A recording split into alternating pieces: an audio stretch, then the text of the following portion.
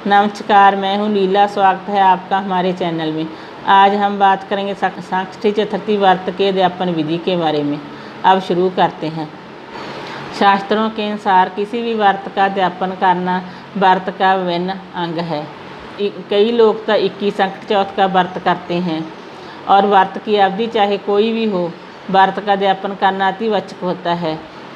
व्रत के अध्यापन के बिना व्रत का पूर्ण फल नहीं मिलता है। इसलिए जब व्रत पूर्ण हो जाए तो व्रत का अध्यापन अवश्य करें ताकि आपको पूर्ण फल मिल सके। यदि षष्ठी चतुर्थी व्रत का अध्यापन षष्ठी चतुर्थी के दिन ही किया जाए तो अति उत्तम है। व्रत के अध्यापन के दिन 7 ऋषि, 9 ग्रह और भगवान ब्रह्मा आदि देवताओं की पूजा की जाती है और इसके बाद भगवान गणेश जी को जल चढ़ाया जाता है और पूर्ण आहुति दी जाती है। जल चढ़ाने के बाद महानैवेद्य जैसे भोजन चढ़ाया जाता है मिठाइयों के सहित। चंद्रोदय के समय भोजन और एक पुजारी और एक विवाहिता महिला को भोजन परोसें। षष्ठी चतुर्थी व्रत के अनुष्ठान के दिन देवताओं को आसन देने के लिए गेहूं पारा कलश की स्थापना की जाती है। कलश में पानी डाला जाता है और उसमें आम की पत्ती डाली जाती है। थोड़े चावल तांबे के थाल में रखे जाते हैं। गेहूं पर कलश स्थापित करने से, उसकी पूजा करने से गेहूं में विध्वंसक ऊर्जा आकर्षित होती है। जब गेहूं पर रखा हुआ कलश पानी से भर जाता है तो उसमें आम की पत्तियां डाल दी जाती हैं। आम की पत्तियों का तना कलश में पानी का सात्विकता और चैतन्य आकर्षित करता है, उन्हें पत्तियों के किनारों से बाहर निकालता है। कलश पर चावल का भरा हुआ कलश रखकर पूजा के समय चावल में सात्विकता, चैतन्य और आधारकर्ता तत्व आकर्षित किया जाता है। षष्ठी चतुर्थी व्रत के अनुष्ठान के दिन 9 ग्रहों, 7 ऋषि और भगवान ब्रह्मा आदि देवताओं का भगवान गणेश जी द्वारा पूजन किया जाता है। अर्घ्य देने के बाद भगवान गणेश जी की मूर्ति को जल अभिषेक किया जाता है। अभिषेक के दौरान पानी के स्पर्श से मूर्ति की सात्विकता बढ़ती है। मूर्ति से निकलने वाले श्री गणेश जी के सिद्धांत की बार वार्ताएं बिस्तर में समाहित हो जाती हैं। इससे उपासक को बहुत लाभ होता है।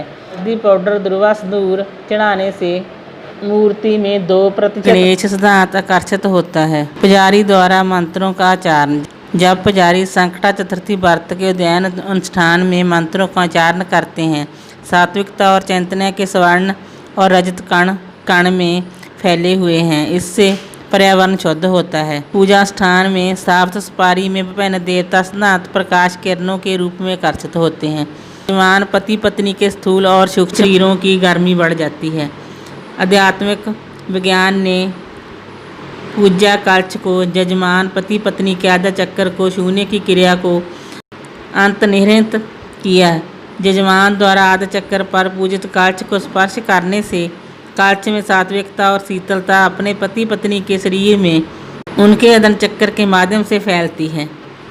पुजारी द्वारा मेजबान पति पत्नी पर पवित्र चावल और पवित्र जल छिड़कने के प्रभाव अनुष्ठान पूजा के दौरान पुजारी मंत्रों के पाठ के साथ मेजबान पति पत्नी पर चावल छिड़कता है।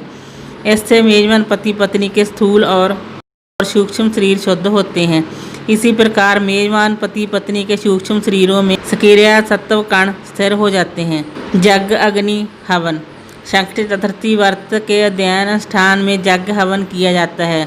पदार्थों के प्रभाव और हवन का प्रदर्शन। जब दुर्वा को चढ़ाया जाता है तो गणेश नाथ अग्नि में आकर्षित होता है।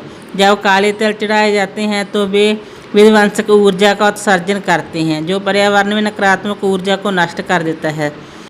सफ़ेद तिल चढ़ाने से अग्नि की सात्विकता बढ़ती है। पूर्णाहुति देने के बाद तरह हवन करके वातावरण में सात्विकता में वृद्धि होती है।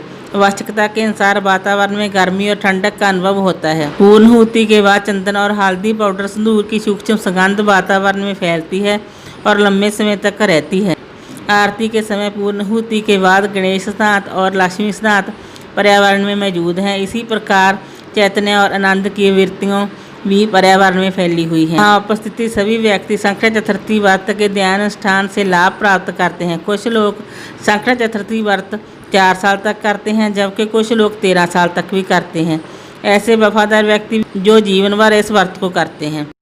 अब हम बताएंगे कि आसान तरीके से कैसे अध्यापन करें। अगर आप हवन करवा सकते हैं तो अच्छी बात है, अगर आप हवन नहीं करवा सकते तो आप एक पुजारी और एक सुहागन महिला को भोजन अवश्य कराएं।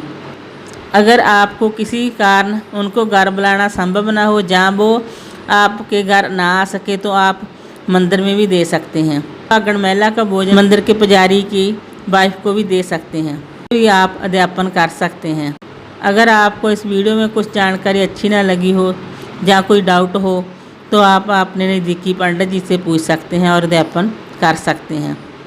वीडियो देखने के लिए बहुत बहुत धन्यवाद।